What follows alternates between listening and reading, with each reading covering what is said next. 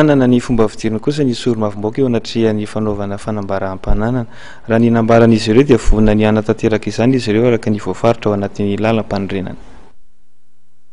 Zonga mbaloha ny azo ambara le fanambaram-pananana ataon'ny solom-bavambahoaka dia voalaza ny lalam-pandrenana disposition constitutionnelle ozy zahay juriste dikany tsisy zavatra tokony dikevitra zany raha mikasika ny fanambaram-pananana. Mikasika n'ilay hoe formulaire nyresahanareo indray mbola tsy hitako maso le izy dia mbola tsy hitako zay azoko ambara amin'izy fa raha ny fanambaram-pananana aloha zavatra didin'ny lalam-pandrenana zany dia tokony atao aro atao. Tsy misy nandà mihitsy ny tsy anao hatramin'izay ary mahafantatra zahay solom-bavambahoaka hoe zavatra voasoratra anaty lalam-pandrenana zany dia tokony atao fa eo amin'le fomba fanaovana azy sy le fomba hifandaminana amin'le izy fotsiny no nisy nahady hevitra angamba. Sahala amin'io anarandena solo izinao sy matahotra an'izany.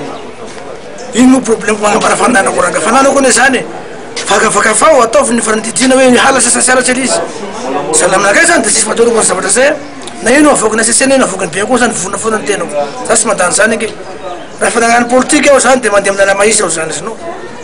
Zay fa navoko politika zany za zany tsy matao resaka hoe teriterina hoe resaka hoe tsy maintsy atao zany fa ny ahy zany hoe raha magnaraky ny norme raha manao ny président assemblée nationale zany dia manao koa zany tenako.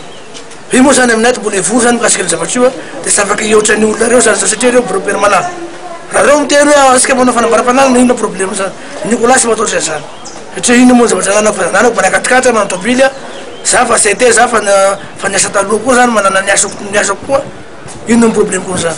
Fa io moa zany iny mpanao gazety mangasakasaky izy io zany fa sahala amin'ny akarandena so zany Nicolas tsy matao zany zany. Tsy vonona eo zany andrika am'zany.